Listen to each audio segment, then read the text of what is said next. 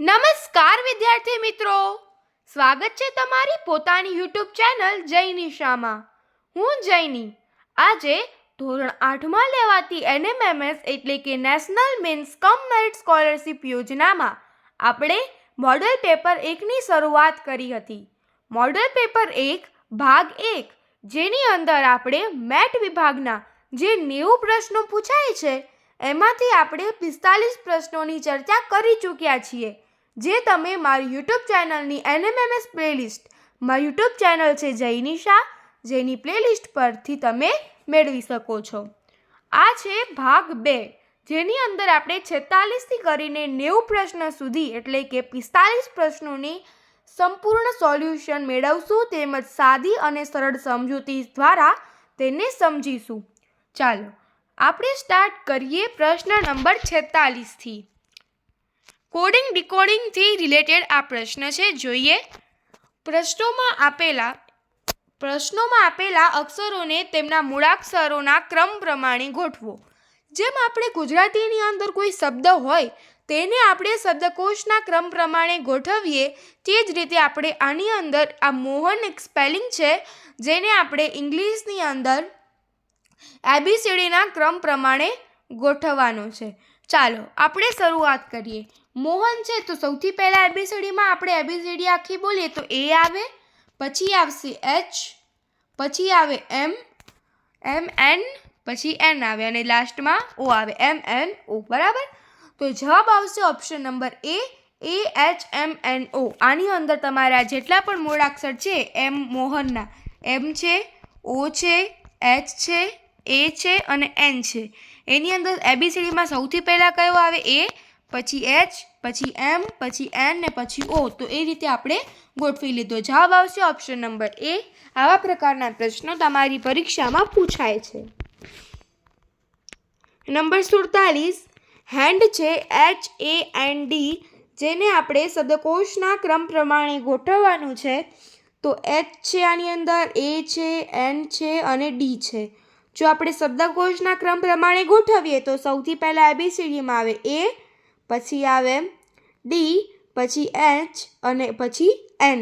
તો જવાબ આવશે ઓપ્શન નંબર A, ADHN. અહીંયા આ O છે. બરાબર. O તો આવે જ નહીં, કારણ કે O તો અહીંયા છે જ નહીં. ચાલો આપણે આગળ વધીએ. નંબર 48. તો મિત્રો આવા પ્રકારના પ્રશ્નો આપેલા હોય છે, જેની અંદર આપણે શું કરવાનું હોય છે? ભાગુસભાનો નિયમ રાખીને આને સોલ્વ કરવાનું હોય છે. આવા પ્રશ્નો ખૂબ જ સિમ્પલ રીતે સોલ્વ થઈ જતા હોય છે, પરંતુ ખાલી ભાગુસભા, ભાગાકાર, પછી જ ગુણાકાર, પછી સરવાળો અને પછી બાદબાકી, આ એક નિયમ યાદ રાખીએ તો આપણને આનો આન્સર ખૂબ જ ઝડપથી મળી જતો હોય છે. અહીંયા એક લીટી કરેલી છે. બરાબર. તો જ્યારે પણ આવો ચિહ્ન રેખા કોષ્ટક કહેવાય છે. બરાબર. આપણે બાર ઇંગ્લિશમાં કહીએ છીએ રેખા કોષ્ટક. તો મિત્રો બાર લાગેલો હોય છે તેને આપણે સૌથી પહેલાં સોલ્વ કરવાનો હોય છે. સૌથી પહેલાં આપણે રેખા કોષ્ટક સોલ્વ કરવાનો. 6 - 3 = 3. પછી આપણે +2, આ નાનો કૌંસ છે. હવે નાનો કૌંસને સોલ્વ કરીએ તો 5. હવે આવશે છગડીયો કૌંસ, એટલે છગડીયો કૌંસ છે 10 - 5. એને સોલ્વ કરીએ તો જવાબ આવશે 5. આ છગડીયા કૌંસમાં છે. હવે મોટો સોલ્વ કરીએ તો 13 - 2, આ મોટો કૌંસ છે. 1 મિનિટ.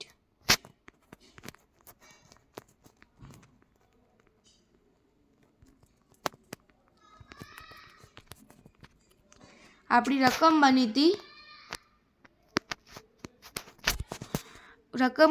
13 - 2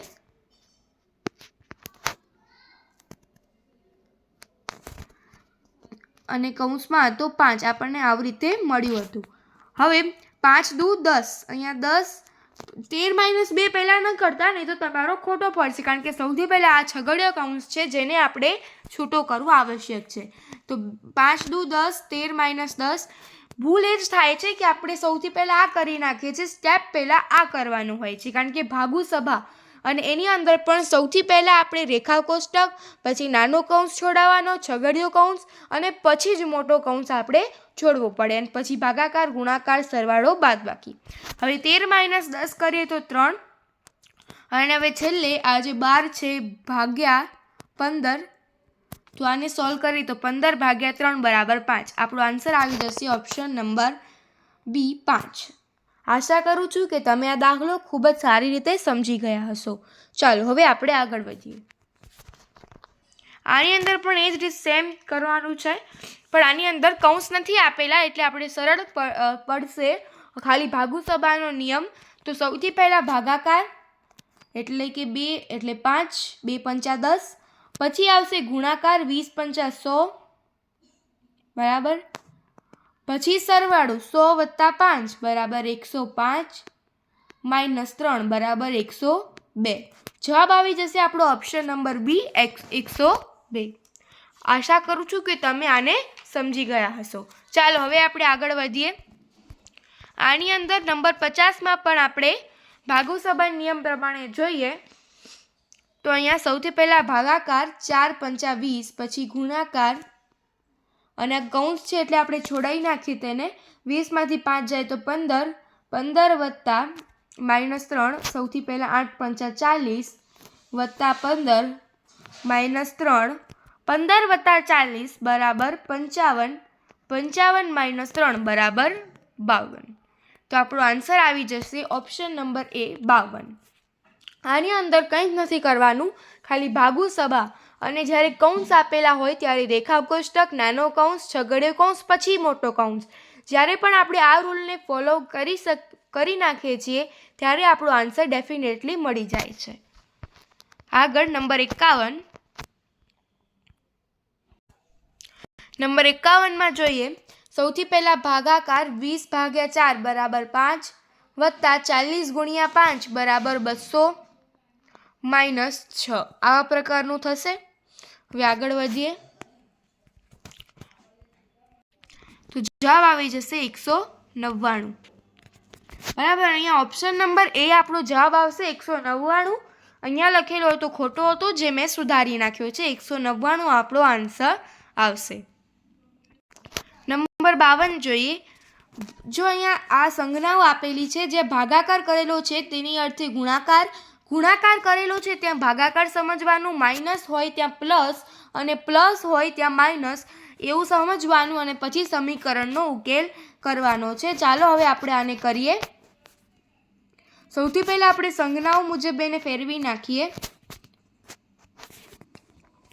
સંજ્ઞાઓ મુજબ ફેરવીએ તો 20 × 4 છે એટલે એનો મતલબ શું સમજવાનો? 20 ભાગ્યા 4 વત્તા 4 છે એટલે -4. અહીંયા ભાગાકાર છે તો ગુણાકાર 5 અને અહીંયા માઇનસ છે એટલે સમજવાનું +6. હવે આપણી રકમ બની ગઈ અને આપણે સાદી રીતે આપણે જે ભાગુસભા નિયમ પ્રમાણે સોલ્વ કરીએ છીએ તેમ સોલ્વ કરી નાખીએ. 4 પંચા 20, 5 - 5 ચોક 20 +6, 5 - 20 બરાબર -15, -15 વત્તા 6 પ્લસ માઇનસ 15માંથી 6 જાય.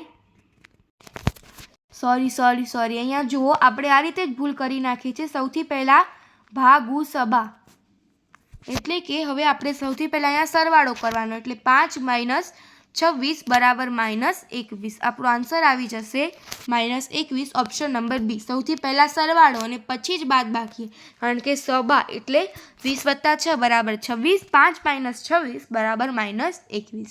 ચાલો આગળ વધીએ. નંબર 53. આની અંદર પણ આપણે જે આગળ હતું એ રીતે જ ફોલો કરવાનું છે કે ભાગાકારની જગ્યાએ ગુણાકાર, ગુણાકારની જગ્યાએ ભાગાકાર, માઇનસની જગ્યાએ પ્લસ ને પ્લસની જગ્યાએ માઇનસ રાખીને ઉકેલવાનું છે. તો 24 ભાગ્યા 4 ગુણ્યા 3 +5 અને અહીંયા +10 છે તો -10. 24 ભાગ્યા 4 બરાબર 6 ગુણ્યા 3 બરાબર 18 વત્તા 5 -10 બરાબર 18 ને 5 આપણે કરીએ 23 - 10. જવાબ આવી જશે ઓપ્શન નંબર એ 13. આ રીતે આપણે આપણો આન્સર નીકાળી શકીએ. ચલો નંબર 54. આની અંદર આપણે જોઈએ તો ભાગુસબા નિયમ પ્રમાણે સોલ્વ કરવાનું છે. સૌથી પહેલાં 8 ભાગ્યા 2 છે એટલે 4 ગુણ્યા 5 વત્તા 7 માઇનસ 5, 7 વત્તા 5 ચોક 20 માઇનસ 5, 27 માઇનસ 5 બરાબર 22 બરાબર. 27 માઇનસ 5 બરાબર 22. જવાબ આવી જશે ઓપ્શન નંબર ડી 22. આગળ વધીએ. 55 દિશા અને અંતરને લગતા પ્રશ્નો આવી ગયા છે. ચાલો હવે આપણે એને સમજીએ.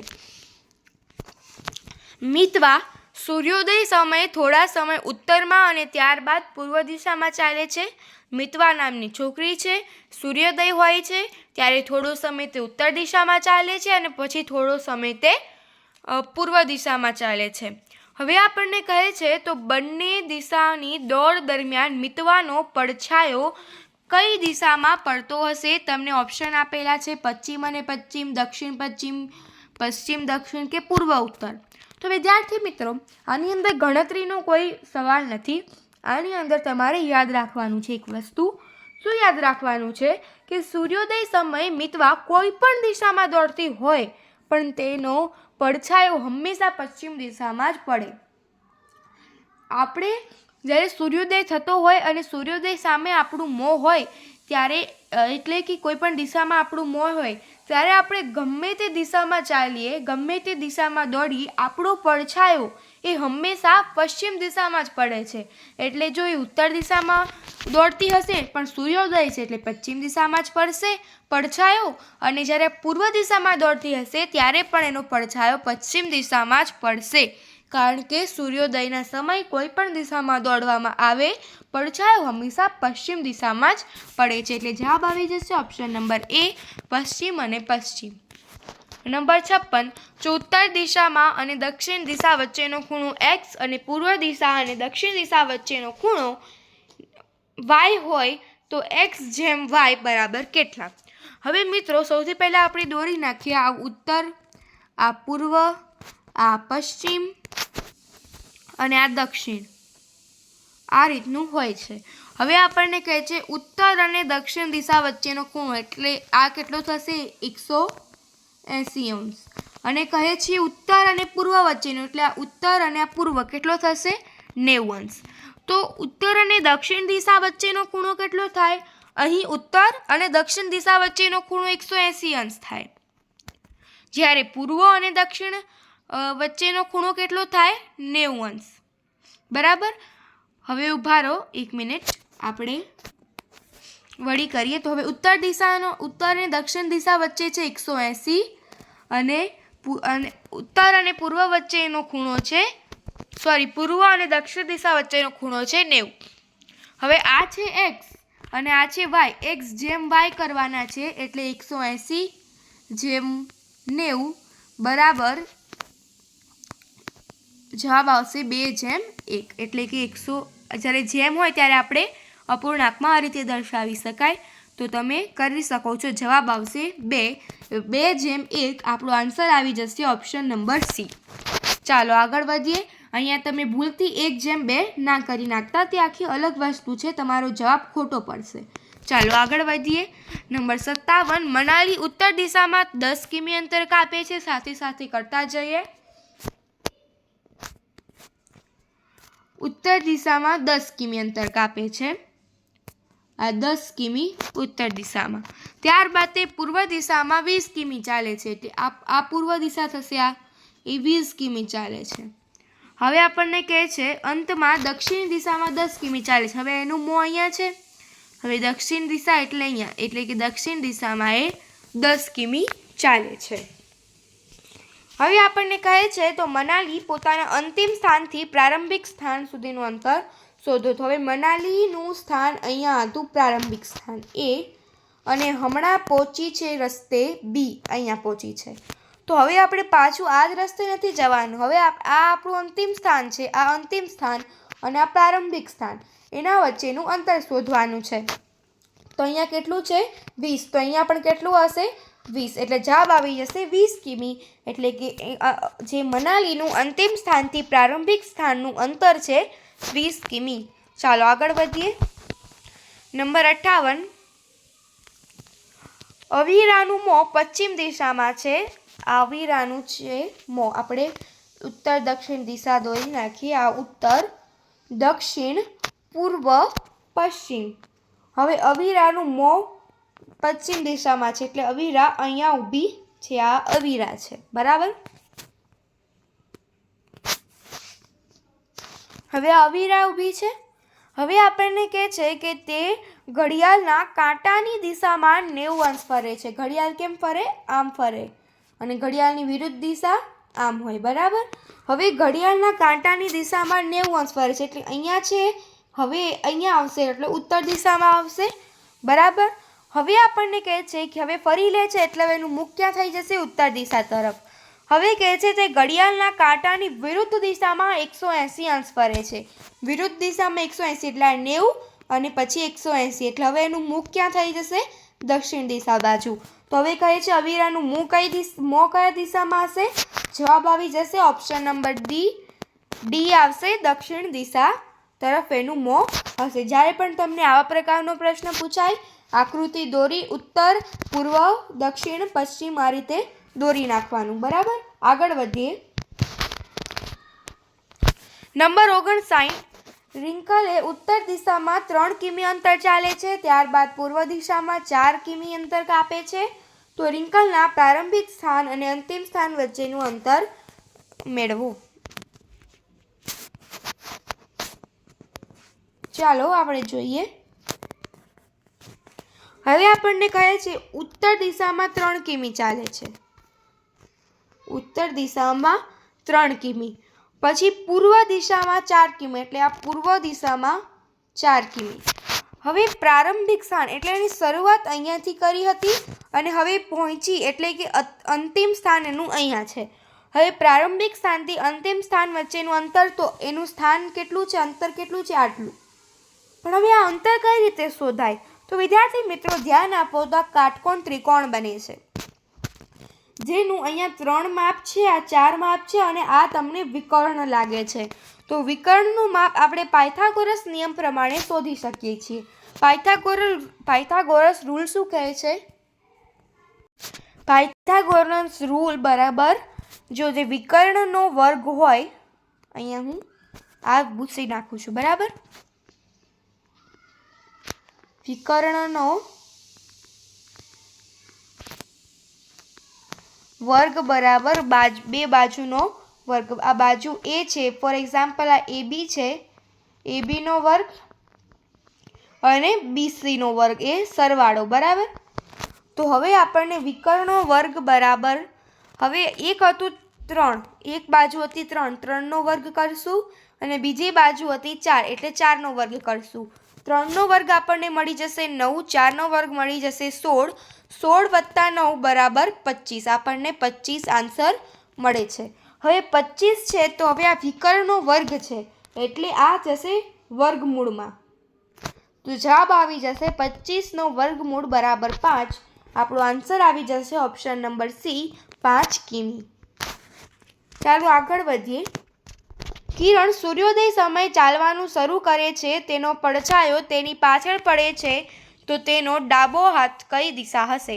હવે સૂર્યોદય કોઈ પણ દિશામાં ચાલતી હોય, એનો પડછાયો ક્યાં પડવો જોઈએ? પશ્ચિમ દિશામાં.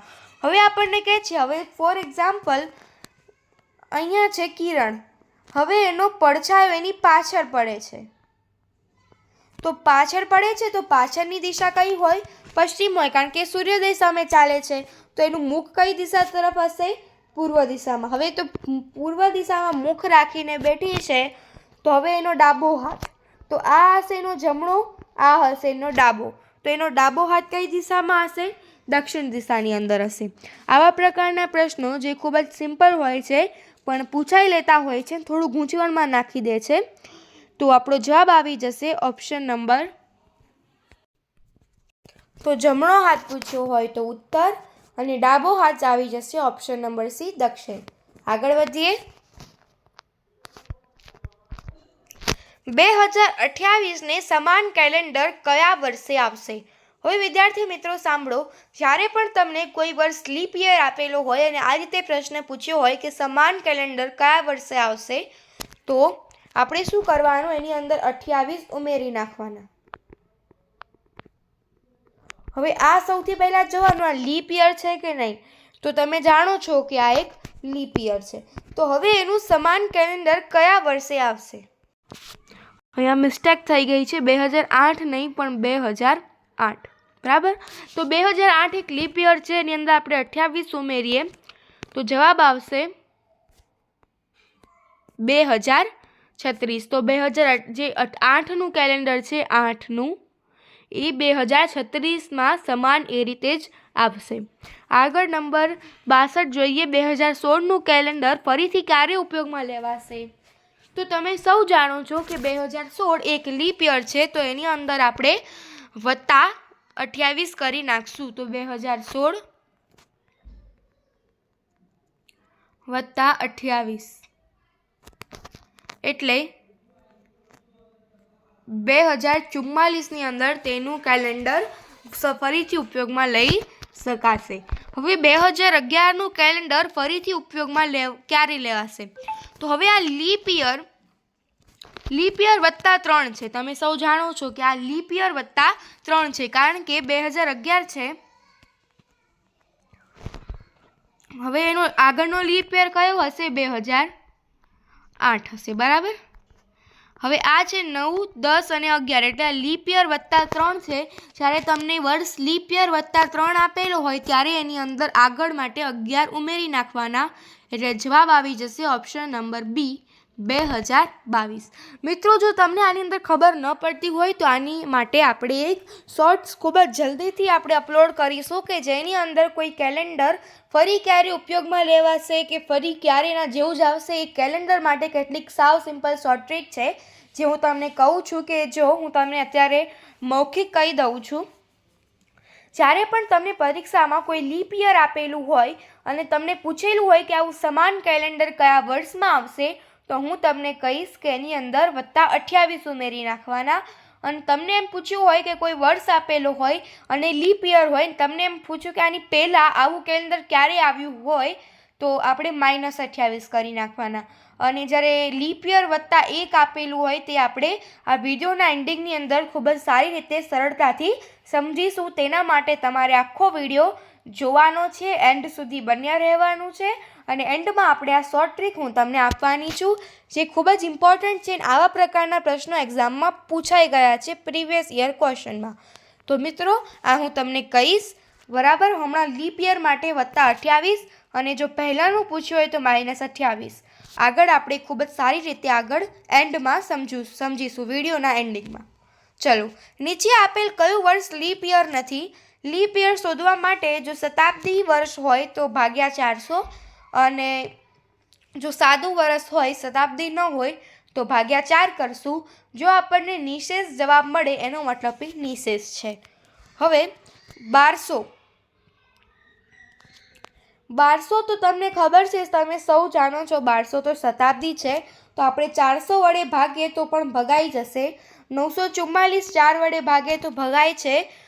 1988 પણ 4 વડે ભગાય છે. હવે 1800 એ શતાબ્દી છે જેને 400 વડે ભાગીએ તો ભાગી શકાતું નથી, એટલે જવાબ આવી જશે ઓપ્શન નંબર સી 1800 એ લીપ યર નથી. ધારો કે આજે મંગળવાર છે, તો હવે પછીના 93મા દિવસે કયો વાર હોય? તો આજે મંગળવાર છે, તો હવે 93મા દિવસે સૌથી પહેલાં 93 / 7 કરી નાખીએ. 7 × 7, 2, 3, 7 × 21, 2. આપણને 2 નિશેષ મળે છે, એટલે કે 13, જ્યારે 13 દિવસ થશે, 13 વખત તો મંગળવાર જ આવશે, બરાબર. હવે જ્યારે 2 દિવસ એટલે મંગળવાર +2 કરી નાખવાના, એટલે મંગળવાર +2 બરાબર ગુરુ શુક્ર, એટલે શુક્રવાર હશે. Option number D. આવા પ્રકારના પ્રશ્ન માટે શોર્ટ ટ્રીક હોય છે. તમને જેટલા પણ દિવસ આપેલા હોય, ફોર એક્ઝામ્પલ અહીંયા 93 દિવસ આપેલા છે, તો તેના /7 કરી નાખવાના. હવે તમને જે પણ શેષ મળે છે એ શેષને જે આ આપેલો વાર છે એની અંદર પ્લસ કરી નાખવાના, તો તમને આન્સર ડેફિનેટલી મળી જશે. ચાલો, તો અહીંયા આપણો જવાબ આવી જશે ઓપ્શન નંબર સી શુક્રવાર. આગળ વધીએ.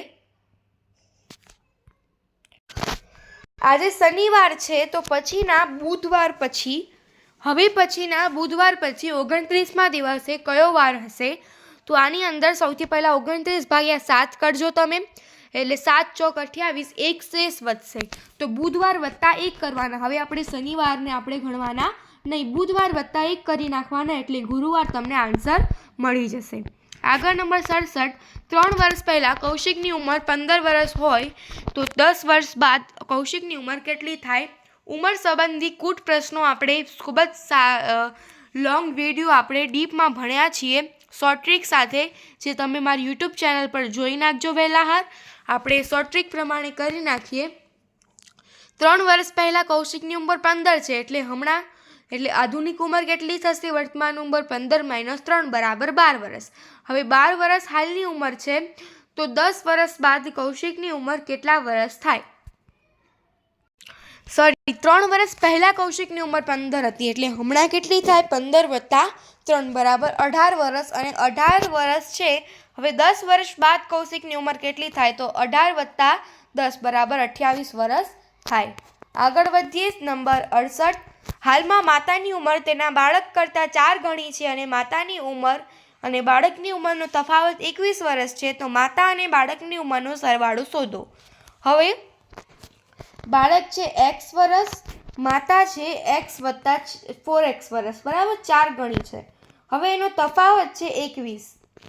4x માંથી 1x જાય તો 3x બરાબર 21, x બરાબર 7, 3/21 એટલે 7. તો એ બાળકની ઉંમર 7 છે તો માતાની ઉંમર 4 ગણી છે, તો માતાની ઉંમર 4x બરાબર કેટલી થાય? 7 ચોક 28. હવે સરવાળો કરવાનો છે. 28 + 7 બરાબર 35 વર્ષ. જવાબ આવી જશે ઓપ્શન નંબર બી, ડી, 35 વર્ષ. આગળ નંબર 69, કૃતિની હાલની ઉંમર અને 10 વર્ષ પછીની ઉંમરનો સરવાળો 40 વર્ષ છે, તો એની હાલની ઉંમર શોધો. હાલની ઉંમર છે x, 10 વર્ષ પછીની ઉંમર હશે x + 10 વર્ષ બરાબર 40. 2x બરાબર 40 - 10, 2x બરાબર 30,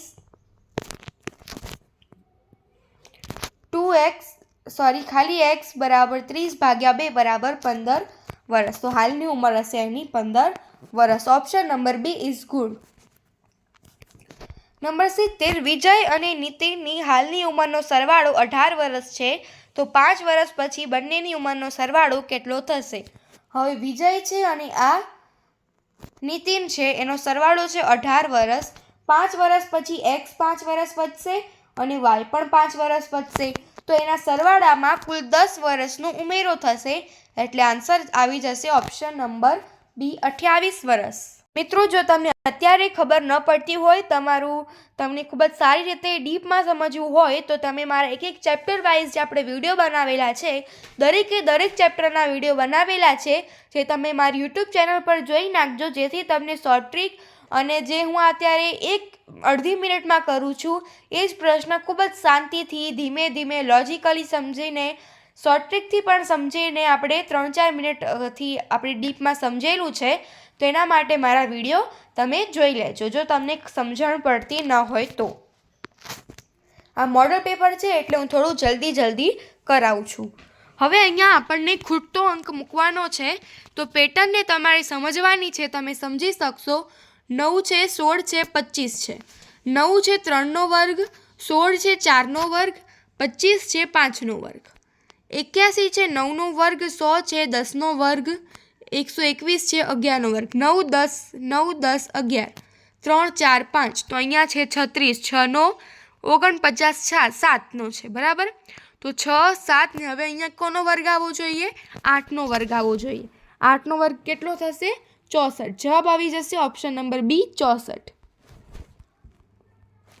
આવા પ્રકારના પ્રશ્નોમાં તમારે આપેલી પેટર્ન સમજીને જે આપણને પૂછી છે એ પેટર્નને પૂર્ણ કરવાની હોય છે. અહીંયા જુઓ તમે, તો 5 દુ 10 એટલે × 2 અને 10 × 3 એટલે 30. 10 દુ 20 અને 20 × 3 બરાબર 60. 8 × 2 બરાબર 16. 16 × 3 બરાબર 16 તરી 48. Option number B is good. આગળ નંબર 73, અહીંયા આપણે જોઈએ 8 છે, 64 છે, 27 છે. મને કંઈક યાદ આવે છે કે 8 એ 2નો ઘન છે, 27 3નો ઘન છે અને 64 4નો ઘન છે. તો હવે અહીંયા આપણે 2 3 4, તો અહીંયા એકનો ઘન હોવો જોઈએ. એકનો ઘન કરો તો 1 ગુણ્યા 1 ગુણ્યા 1, 1 એકા 1, 1 એકા 1. જવાબ આવી જશે ઓપ્શન નંબર બી 1, કારણ કે એકનો ઘન, એકનો વર્ગ કે એકની ગમે તેટલી ઘાત, જવાબ આપણને આવશે 1 જ. નંબર 74 જોઈએ, તો અહીંયા આપણે સંબંધ સાંધીએ તો 18 ગુણ્યા 3, અહીંયા 18 દુ 36, 15 દુ 30, તો અહીંયા 12 દુ 24, એટલે જવાબ આવી જશે ઓપ્શન નંબર એ 24. આગળ વધીએ તો અહીંયા તમે જોઈ શકો છો, અહીંયા પેટર્ન બની છે કે 2 ચોક 8, 4 ચોકું 16. હવે અહીંયા સૌથી પહેલાં 3નો ઘન છે અને 9નો વર્ગ છે. અહીંયા તો અહીંયા પણ 4નો વર્ગ છે અને આ 2નો ઘન છે. 4નો આ ઘન છે તો 16નો આપણે શું લખવો પડે? વર્ગ. તો 256, ઓપ્શન નંબર ડી આપણો આન્સર આવશે. આગળ વધીએ 76, તો અહીંયા તમે જોઈ શકો છો શું કરવાનું છે. 2નો વર્ગ 4, 3નો વર્ગ 9, 9 ને 4 13, 5નો વર્ગ 25, 7નો વર્ગ 49, 49 વત્તા 25 બરાબર 74. હવે અહીંયા 6નો વર્ગ 36, 9નો વર્ગ 81, 81 વત્તા 36 કરીએ તો આપણને આન્સર આવે ઓપ્શન નંબર બી 117. અહીંયા આપણે ઝેડ શોધવાનું છે. ઝેડ બરાબર કેટલા? તો ઝેડ બરાબર 117. આગળ વધીએ 77.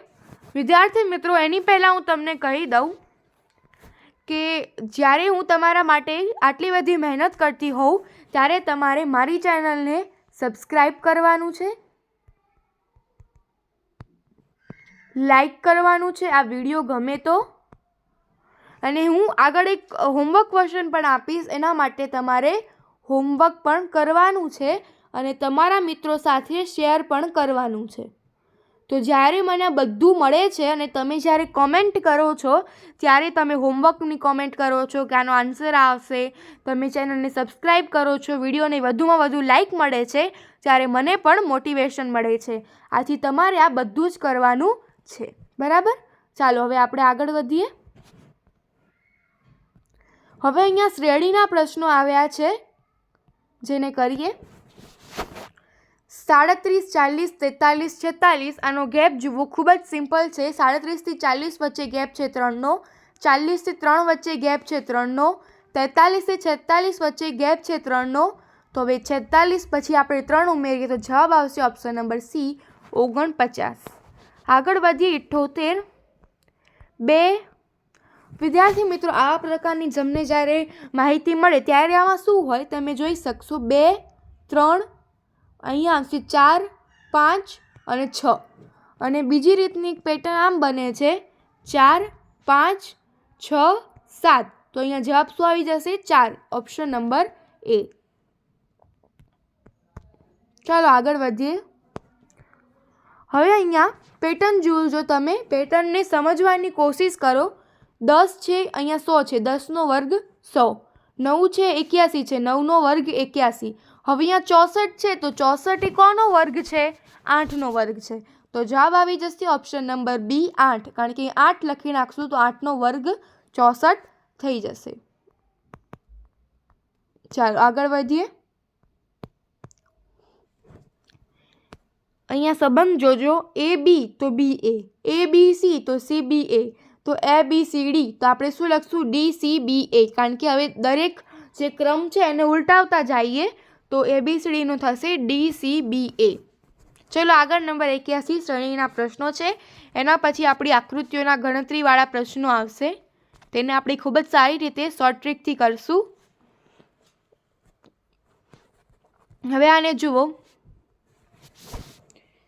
101, 109, 125, અહીંયા છે 1, અહીંયા 1નો વર્ગ છે 1, 3નો વર્ગ છે 9, 5નો વર્ગ છે 25. તો હવે આપણે કરશું 7નો વર્ગ 49, એની આગળ લગાવી નાખશું 1, 149. જવાબ આવશે ઓપ્શન નંબર એ. 82નો પ્રશ્ન કરીએ તો મિત્રો, જ્યારે પણ તમને આવા પ્રકારના ખાના આપેલા હોય ત્યારે તમારે એક સૂત્ર છે કે જ્યારે આડી હરોળ આપેલી હોય ત્યારે જેટલી હરોળ આપેલી હોય, જેટલા ખાના એટલા જ એના ત્રિકોણ. હવે ખાના ગણીએ તો 1, 2, 3, 4, 5, 6, 7, 8. કુલ 8 ખાના છે, એટલે ત્રિકોણ પણ કેટલા હશે? વધુમાં વધુ ત્રિકોણ હશે 8. જવાબ આવશે ઓપ્શન નંબર બી. હવે જ્યારે મિત્રો નંબર 83 જોઈએ, જ્યારે ત્રિકોણની અંદર ઊભી હરોળ આપેલી હોય ત્યારે એક સૂત્ર છે. સૌથી પહેલાં નંબર લખી નાખવાના 1, 2, 3, 4, 5. તો મિત્રો જેટલા નંબર હોય એ બધાનો સરવાળો કરી નાખવાનો, એટલે કે 1 + 2 + 3 + 4 + 5. જે આન્સર મળે એટલા ત્રિકોણ આ હરોળમાં છે. તો મિત્રો હવે આપણે મોટા થઈ ગયા છીએ, આપણે એકદમ ટેકનિકલ ખૂબ જ સૂત્રથી આપણે 1 સેકન્ડની અંદર આન્સર આપીએ છીએ.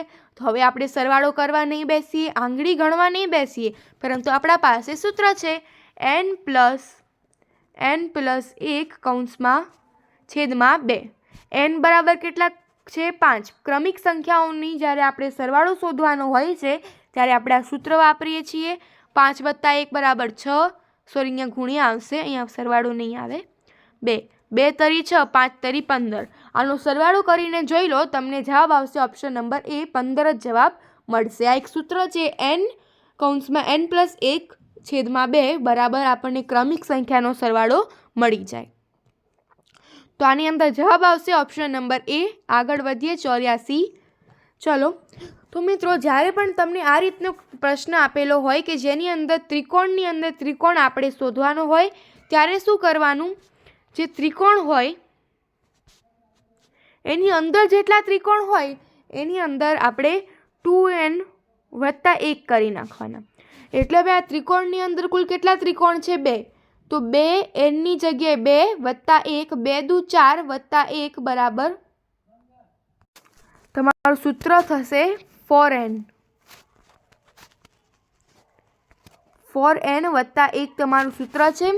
હવે અહીંયા કુલ 2 છે બરાબર, 2 ત્રિકોણ છે એટલે 4 × 2 એટલે 8 + 1 બરાબર 9. આપણો આન્સર આવી જશે ઓપ્શન નંબર એ, 9. આપણું જ્યારે પણ આવા પ્રકારના પ્રશ્નોની અંદર સૂત્ર છે 4n + 1. n બરાબર ત્રિકોણની અંદર આવેલા ત્રિકોણ. આગળ વધીએ નંબર 85. જ્યારે પણ આની અંદર ચોરસ ગણવાના છે, કેટલા ચોરસ છે. તો જ્યારે પણ આવા પ્રકારનો પ્રશ્ન પૂછાય ત્યારે 1, 2, 3, 4, 5 અને જ્યારે આડી અને ઊભી સરખી હોય ત્યારે 1નો વર્ગ + 2નો વર્ગ + 3નો વર્ગ + 4નો વર્ગ + 5નો વર્ગ. 1નો વર્ગ 1 + 4 + 3નો 9, 4નો 16, 5નો 25. આનો સરવાળો કરીએ 9 ને 1 10 ને 14, 14 + 16 + 25. આ થઈ જશે 30 + 25 બરાબર 55. આપણો આન્સર આવી જશે ઓપ્શન નંબર એ. આને આપણે શોર્ટ્સ માધ્યમથી આપણે આવા પ્રકારના પ્રશ્નો સમજ્યા છે, જે તમે જોઈ શકશો મારી યુટ્યુબ ચેનલ પર. આપણે જેની અંદર શોર્ટ ટ્રીકનો અભ્યાસ કર્યો હતો. આગળ નંબર 86 જોઈએ. કેટલા લંબચોરસ છે તે શોધવાનું છે. તો જ્યારે પણ તમને ચોરસ શોધવાનું હોય ત્યારે આપણે આ વર્ગ કરશું, પણ આડી અને ઊભી સરખી હોય ત્યારે, બરાબર. પરંતુ જ્યારે પણ આ લંબચોરસ શોધવાનું હોય ત્યારે શું કરવાનું? પહેલાં લખી નાખવા, નંબર મારવાના 1, 2, 3, 4, 2, 3.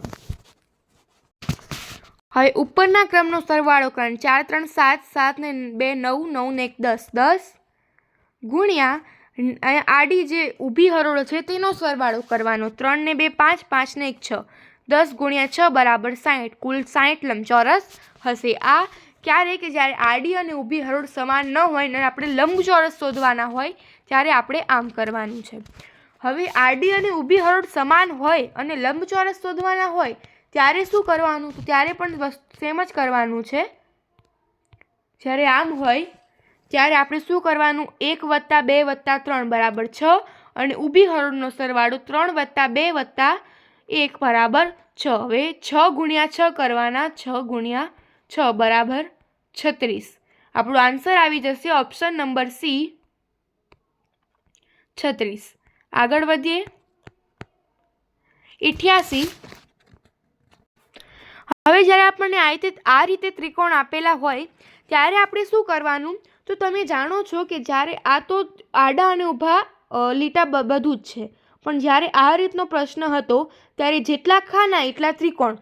તો આની અંદર પણ આ 1, 2 અને 3 ખાના છે એટલે 3 ત્રિકોણ બરાબર. આગળ જોઈએ. અને હવે આપણે જ્યારે ઊભા ખાના હતા ત્યારે આપણે શું કરતા હતા? તો નંબર મારીને એનો સરવાળો કરતા હતા. 3 ને 2 5 ને 1 6, એટલે 3 × 6 કરી નાખવાના, 6 તરી 18. આડા હોય એ ગણી નાખવાના 3, ઊભા હોય એનો સરવાળો કરી નાખવાનો 6, એટલે અને પછી એનો ગુણાકાર કરી નાખવાનો 6 તરી 18. આપણો જવાબ આવશે ઓપ્શન નંબર એ 18. હવે 89 છે, તો હવે એને આપણે સોલ્વ કરીએ. તો જ્યારે પણ આવા બેઝવાળા દાખલા હોય ત્યારે એની અંદર સૌથી પહેલાં તમને ખબર છે 1 + 2 અને અહીંયા 1, 1, 2 અને 3 કુલ જવાબ આવશે ઓપ્શન નંબર બી. કઈ રીતે શોધ્યા? તો જ્યારે બેઝ હોય ત્યારે એની અંદર નંબર મારી નાખવાના. આ છે 1 અને આ છે 1 ને 2. 1 કરવાનું વત્તા આ 1 કરવાનું વત્તા 2 કરવાનું, 2 ને 1 3 ને 1 4, સોરી 4 જવાબ આવશે. જવાબ શું આવશે? ઓપ્શન નંબર એ 4. ચાલો હવે લાસ્ટ પ્રશ્ન છે 90. એ હું તમને હોમવર્ક આપવા ઈચ્છીશ, પરંતુ સૌથી પહેલાં હું તમને સમજાવી નાખું કે જ્યારે ચોરસ આપેલું હોય, આ રીતે લીટા કરેલા હોય, સમાન ભાગે વહેંચાયેલો હોય અને તમારે ત્રિકોણ શોધવાનો હોય, આમાં ત્રિકોણ શોધવાના છે. તો શું કરવાનું? જેટલા પણ ભાગ હોય એ ભાગને n સમજવાના અને ગુણ્યા 2 કરી નાખવાના, એટલે 2n. આનું સૂત્ર છે 2n, n × 2. આ જેટલા પણ તમારે ભાગ ગણવાના છે, જેટલા પણ ભાગ હોય એ ભાગ ગણીને એના ગુણ્યા 2 કરવાના. જે આન્સર મળશે એ તમારે ઓપ્શનમાંથી શોધી નાખવાના છે. બધું જ કહી દીધું છે, ખાલી તમારે ભાગ ગણીને ગુણ્યા 2 કરવાના છે, જે તમારે હોમવર્કમાં કોમેન્ટમાં આન્સર આપવાનો છે. અને દરેકે દરેક વ્યક્તિ કોમેન્ટ કરશે. અને હા, એની પહેલાં મેં તમને કીધું હતું વિડીયોના એન્ડની અંદર હું તમને એક કોષ્ટક સમજાવીશ કે લીપ યર +1 કે લીપ યર +2 હોય ત્યારે શું કરવાનું.